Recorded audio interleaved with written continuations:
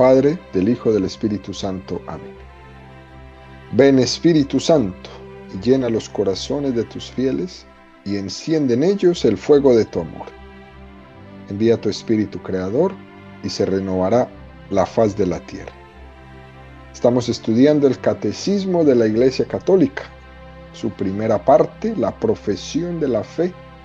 La segunda sesión, la profesión de la fe cristiana. Iniciamos hoy el capítulo 2, creo en Jesucristo, Hijo único de Dios.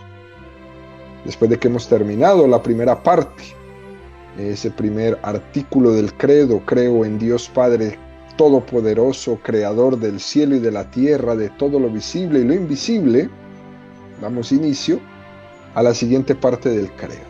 Creo en Jesucristo, Hijo único de Dios. El catecismo va a dedicar 261 números a la explicación de todo lo referente a esta verdad de fe, la cual iremos desarrollando poco a poco en los siguientes programas, basados en la estructura que el catecismo nos presenta de capítulos, artículos y párrafos, como lo hemos ido desarrollando hasta el día de hoy.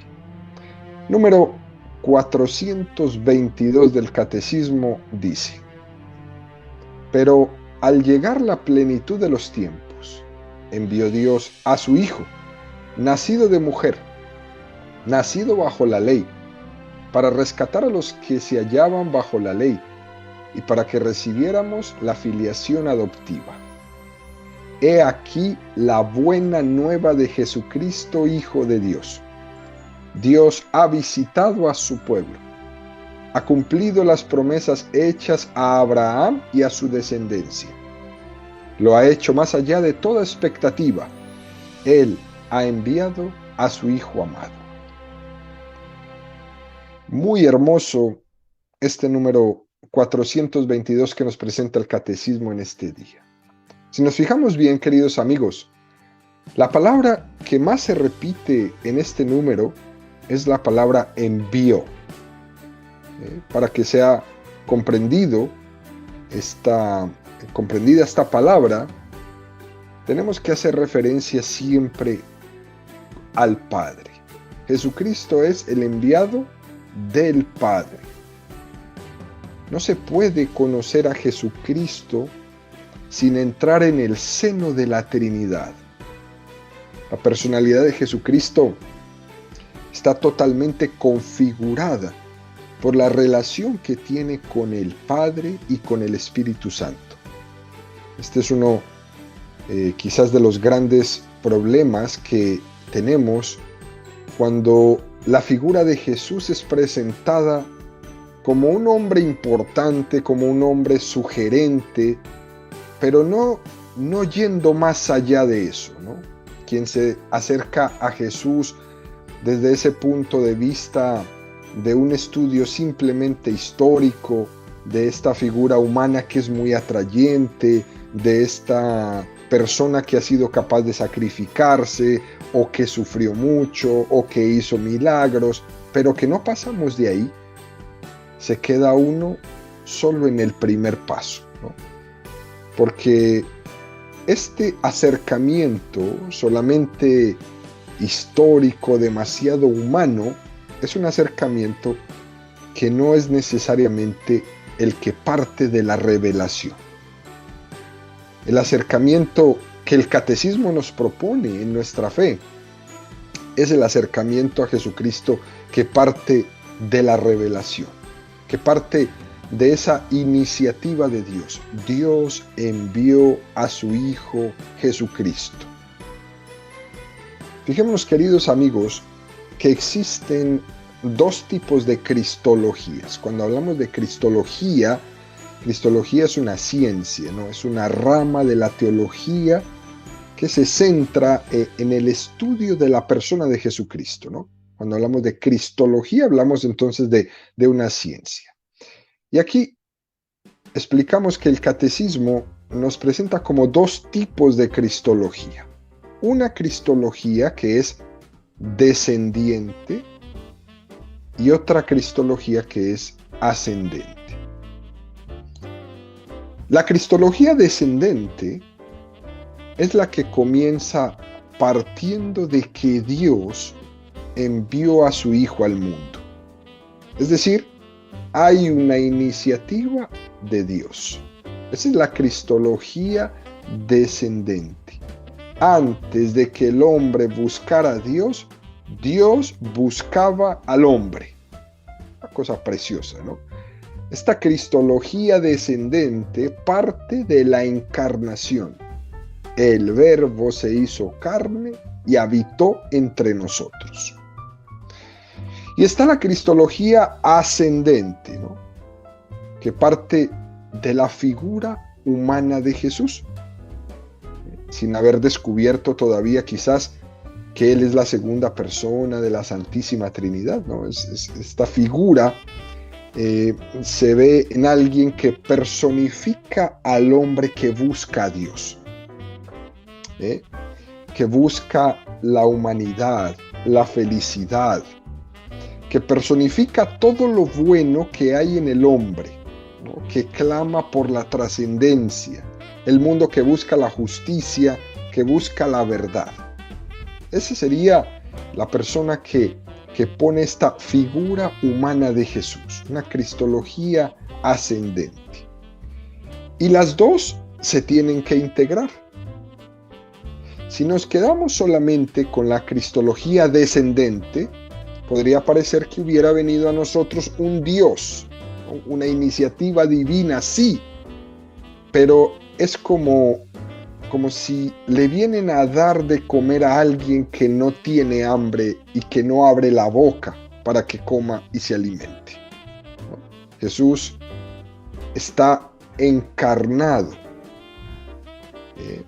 Jesús tiene en él todo el deseo del hombre en la búsqueda de la verdad, en la búsqueda de la santidad, en la búsqueda de la justicia.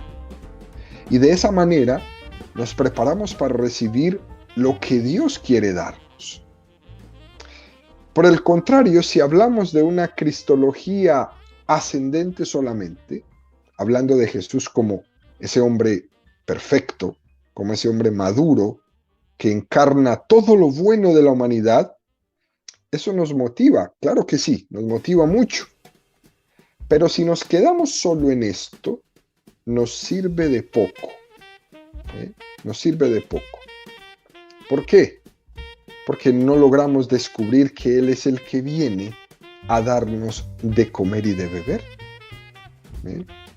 Una cristología descendente, Dios que viene a dar la gracia al mundo. Una cristología ascendente, el hombre que está abierto a esa gracia de Dios. Y las dos se tienen que encontrar. Eso es muy interesante, ¿no? El catecismo va a partir de la cristología descendente. Dios que viene a dar la gracia al mundo.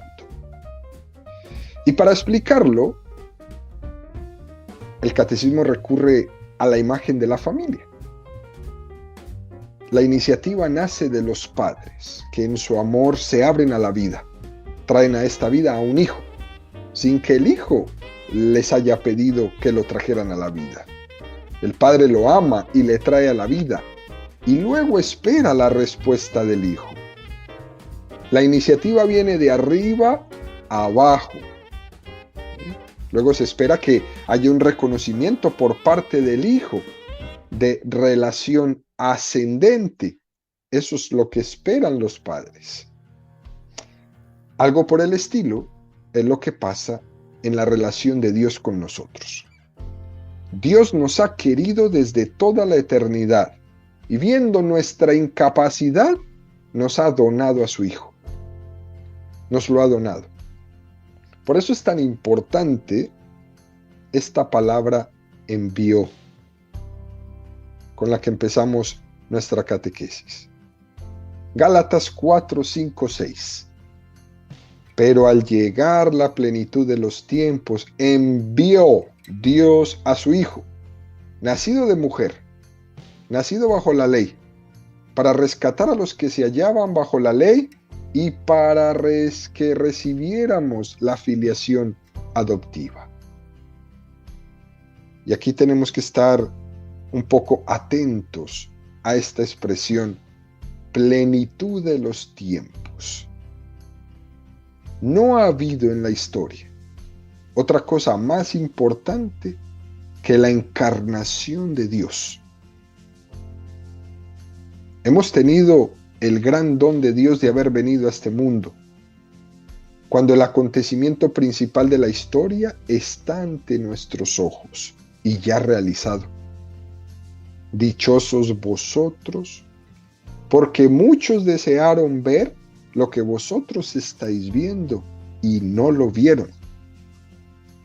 Quienes suspiraron por la llegada de la salvación del cielo, todo el Antiguo Testamento suspiró en la espera de la llegada del Salvador. Prepararon su llegada, pero no llegaron a verla culminada. Nosotros sí. Y por eso nos tenemos que sentir privilegiados. La plenitud de los tiempos. Yo no espero que ocurra algo más para ser feliz. Ya ha pasado lo principal.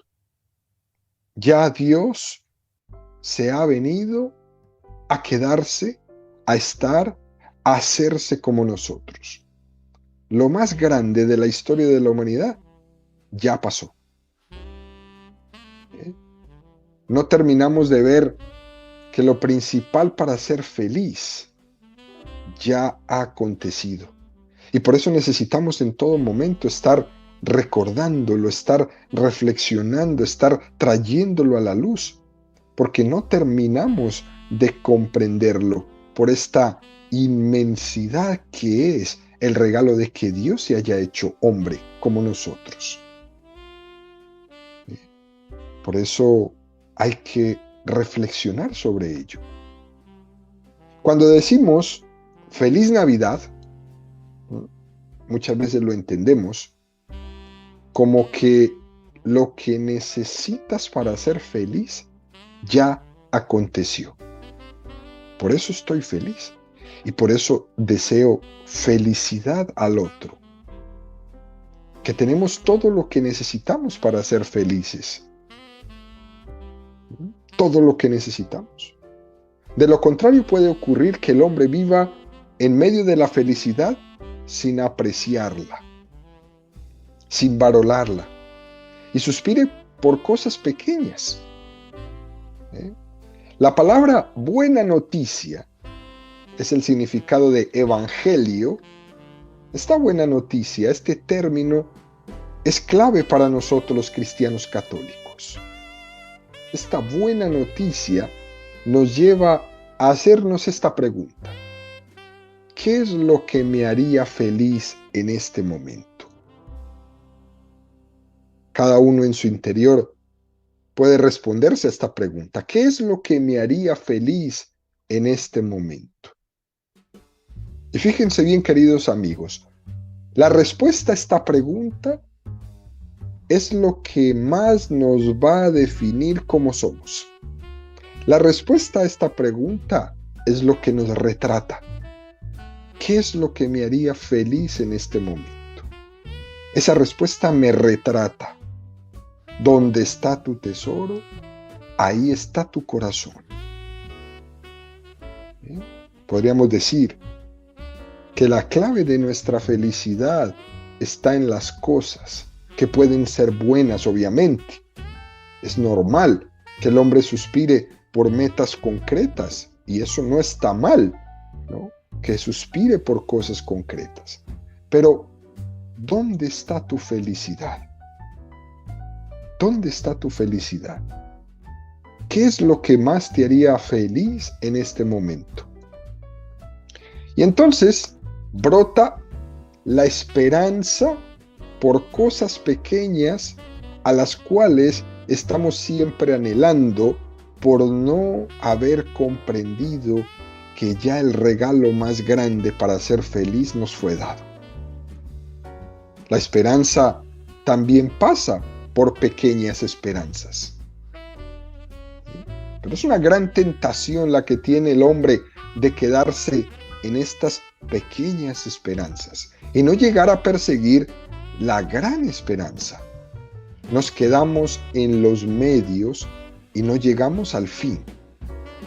Para llegar a la esperanza grande hay muchos caminos.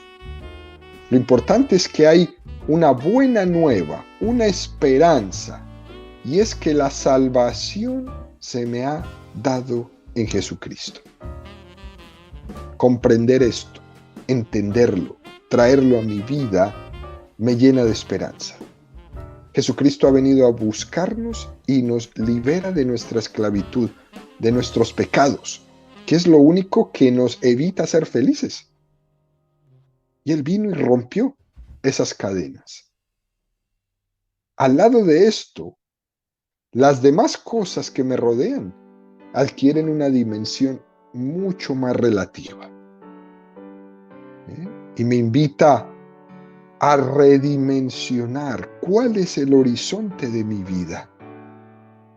Me invita a centrarme en lo que es importante, en poner en primer plano lo importante y en segundo plano lo circunstancial. No al revés como hasta ahora, que vivo completamente preocupado de todo lo circunstancial y en segundo plano tengo lo importante. Es como cuando se hace el pesebre en el hogar. Bueno, lo importante son el árbol, las bolitas, las luces y pasa la Navidad y se les olvidó poner el niño en el pesebre. Vienen a poner el niño por allá como el 26 de diciembre, se les olvidó poner el niño. Bueno, ¿qué era lo importante? ¿Qué era lo importante? Dios ha visitado a su pueblo. Ha cumplido las promesas hechas a Abraham y a su descendencia. Lo ha hecho más allá de toda expectativa. Pasándose la barda, Él ha enviado a su Hijo amado. Él ha enviado a su Hijo amado. ¿Qué más podríamos pedir? Y es nuestro problema grande, que no nos atrevemos a pedir alto, sino que estamos acostumbrados a pedir cosas muy bajas. Nuestro problema no es que seamos demasiado ambiciosos, sino que nuestras ambiciones son muy pequeñas. Son de tejas para abajo de nuestra casa. Y el cristiano necesita ser mucho más ambicioso, en buen sentido, de esa santa ambición. El Señor nos dice, atrévete a pedir, atrévete a aspirar a la felicidad plena, atrévete a lo grande, no a lo pequeño. No te quedes con las cosas pequeñitas, no te quedes con las cosas circunstanciales. Atrévete a pedir y a aspirar a la felicidad plena. Y te vas a quedar corto con todo lo que Dios te quiere dar. El cristianismo no es la renuncia a vivir sin horizontes grandes, al contrario. La visión cristiana, Dios nos dice, Dios me da mucho más de lo que puedo soñar. Lo ha hecho más allá de toda expectativa, es lo que nos dice este número del catecismo. Me da mucho más de lo que yo puedo soñar, porque todo lo que le he pedido son puras cositas pequeñas, puras cositas circunstanciales, pero no le he pedido ser feliz. Le he pedido que me dé un trabajo, le he pedido que me dé una familia, le he pedido que me dé un novio, una novia, le he pedido que me dé un éxito, que me ayude a pasar un examen, que me dé la posibilidad de obtener mis documentos legales. Le he pedido puras cosas pequeñas, pero no le he pedido lo grande, y es que me lleve a la felicidad plena. Y Él lo quiere hacer. Y lo quiere hacer más allá de toda expectativa, regalándome a su Hijo. El sentido cristiano, queridos amigos, es dejarme sorprender por Dios, dejarme conmover por este gran anuncio de que Dios me ha enviado a su Hijo y que en ese Hijo yo tendré todo. Ese es el sentido cristiano. Déjate sorprender de Dios. Continúa el catecismo en el número 423 diciendo: nosotros creemos y confesamos que a Jesús de Nazaret, nacido judío de una hija de Israel, en Belén, en el tiempo del rey Herodes el Grande y del emperador César Augusto I, de oficio carpintero, muerto crucificado en Jerusalén, bajo el poder de Poncio Pilato, durante el reinado del emperador Tiberio, es el Hijo eterno de Dios hecho hombre, que ha salido de Dios, bajó del cielo, ha venido en carne, porque la palabra se hizo carne y puso su morada entre nosotros.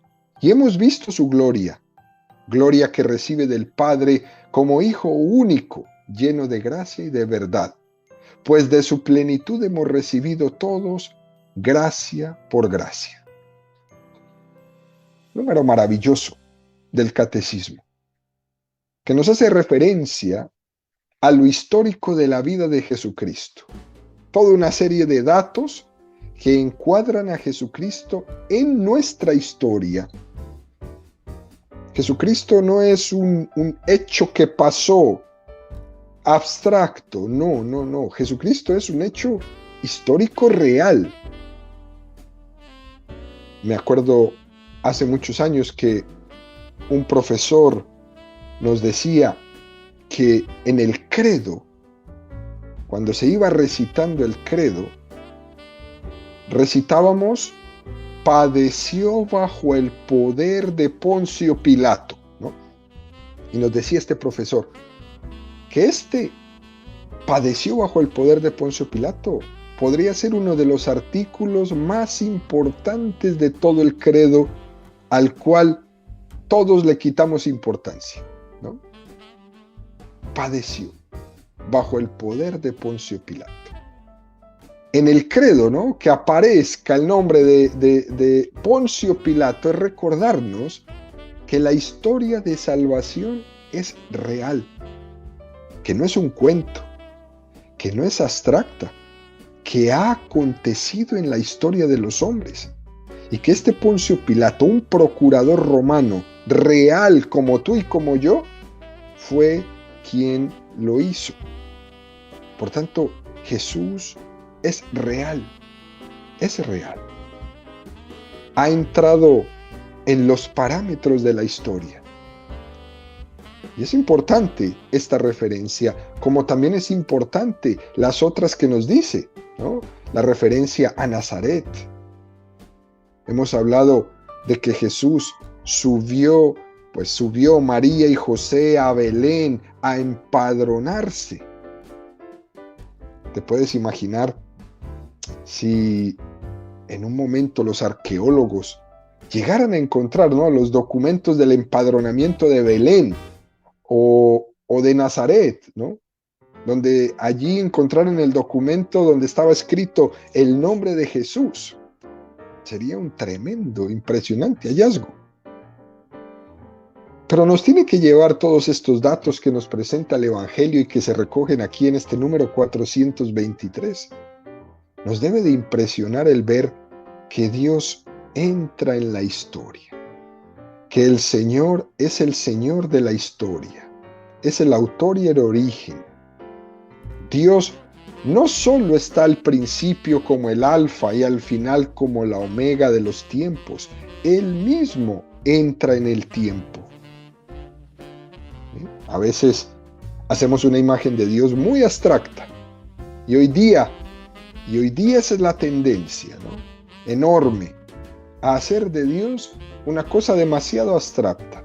Hoy día, por ejemplo, se dice, lo importante no es la religión, lo importante es la espiritualidad. No, esto es una deformación enorme que se está vendiendo hoy en nuestro tiempo.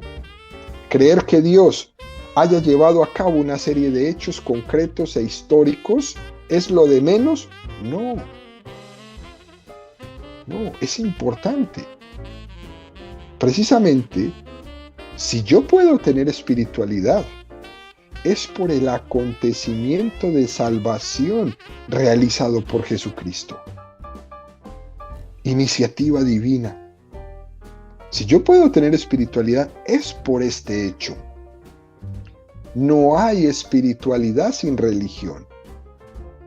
De Dios parte el don de la gracia. No nace de mí mismo. No nace de mí mismo. En algún momento se dice por ahí en la calle, ¿no? Esta reflexión con respecto a la espiritualidad, ¿no? Decían que la espiritualidad es el agua y la religión el vaso que la contiene, ¿no? Por tanto, que lo importante según esto es el agua. El agua, no el vaso. El agua la puede contener cualquier vaso, dicen por ahí. Incluso que no hace falta ni siquiera el vaso, pues se puede beber directamente de la fuente. Es un ejemplo típico que hay por ahí en la calle y que ustedes y yo hemos escuchado. Puro subjetivismo, puro relativismo. Y esto se va introduciendo cada vez más en nuestra vida, en nuestras escuelas, en nuestras familias. Dicen, es que no necesitamos de una religión. Vamos a tener nuestra propia espiritualidad. Jesucristo es el vaso y es el agua, las dos cosas. No puedo solamente tener el agua y no tener el vaso. Jesucristo es el agua y es el vaso. Y el vaso y el agua no se pueden separar. Son el don de Jesucristo en nuestra vida. Jesucristo es la religión y la espiritualidad, y no se pueden separar. Quien pretenda separarlo en el fondo está llamando a la espiritualidad religión a mi manera, según mis criterios y según mis gustos.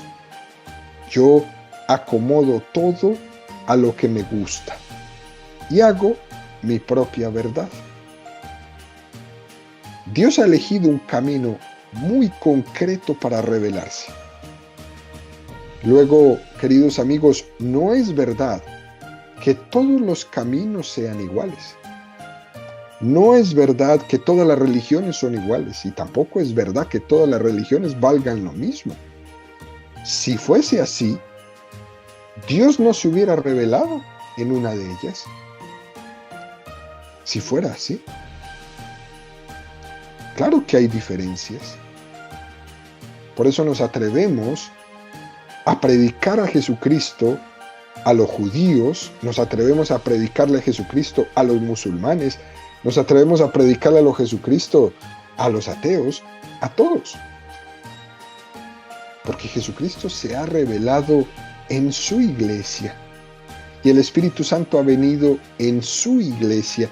Y el Espíritu Santo habita en su iglesia. Y por eso nos atrevemos a predicar este Jesucristo a todos aquellos que no le conocen y a aquellos que conociéndole le rechazan. A ellos les predicamos la plenitud de la revelación. Siempre. Continúa el catecismo, número 424. Movidos por la gracia del Espíritu Santo y atraídos por el Padre, nosotros creemos y confesamos a propósito de Jesús: tú eres el Cristo, el Hijo de Dios vivo. Sobre la roca de esta fe confesada por San Pedro, Cristo ha construido su iglesia. Qué número tan precioso, queridos amigos, ¿no?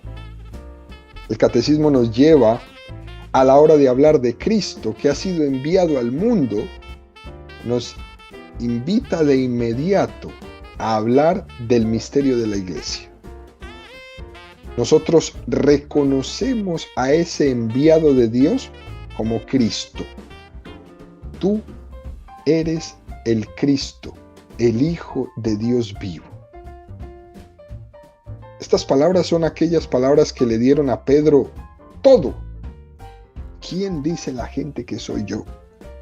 Tú eres el Cristo. Dios viene a nosotros, pero tenemos que reconocerle. Y Dios ha querido que el reconocimiento pleno de quién es Él tenga lugar en la iglesia. Por eso, Pedro, que es el que reconoce a Jesús como el Cristo, como el Hijo de Dios vivo, es a quien Jesús le entrega las llaves del reino. Es aquel a quien Jesús le nombra roca, piedra, sobre la cual edificará su iglesia. Y en esa iglesia, edificada en Pedro, todos los que estamos en ella proclamamos lo mismo. Tú eres el Cristo, el Hijo de Dios vivo. En el camino personal, individualista, ese de llegar a conocer a Dios por mis propios medios, o en ese inventarme una religión, inventarme otra, nadie tiene la garantía plena del conocimiento de Jesucristo. Dios ha querido que la plenitud de la luz del Espíritu Santo actúe en la comunión de la iglesia. Volvemos a la comparación con la familia. Fuera de la familia, tú no esperas recibir una herencia de tus padres. Para recibir una herencia de tus padres, tú tienes que estar en comunión con tus hermanos. Si alguien durante su vida se pelea con sus papás y renuncia a su herencia, una vez que ellos mueran, no puede llegar a decir, yo quiero mi parte de la herencia. No, tú renunciaste a ella. Fuera de la familia no se puede recibir una herencia. Fuera de la iglesia, tampoco. El don de la paternidad de Dios, de la buena nueva en Jesucristo, solamente lo vas a conocer en plenitud en el seno de la familia de la iglesia. En el seno de la familia de la iglesia, Dios ha elegido a Pedro, ha elegido a los apóstoles, con el don de confesar la fe y el don de identificar quién es ese Jesucristo. De lo contrario, queridos amigos, como hemos visto continuamente en la historia de la iglesia, salen y surgen una herejía, otra herejía, una tendencia, una ideología, y van confundiendo a los seres humanos con todas estas teorías y con todas estas ideologías. Y la iglesia siempre ha permanecido ahí, fiel, en medio de toda la borrasca que genera siempre una ideología o una herejía. Hoy mismo lo estamos viviendo. Todas estas ideologías alrededor que tienen a la iglesia como su enemiga número uno, porque es la única que tiene la capacidad de poner su voz y decir, no, por ahí no es. Y se convierte en la enemiga de todos. Ella ha sido puesta ahí con el don de confesar la fe, con el don de la fidelidad a Jesucristo. Y pase lo que pase a su alrededor, en medio de todas las herejías, en medio de todas las ideologías, en medio de todos los enemigos, el Espíritu Santo estará siempre ahí para sostenerla. No hay Cristo sin iglesia y no hay iglesia sin Cristo. No hay Cristo sin iglesia y no hay iglesia sin Cristo. Los errores siempre tienden a disociar, a desunir, y la iglesia siempre tiende a unir.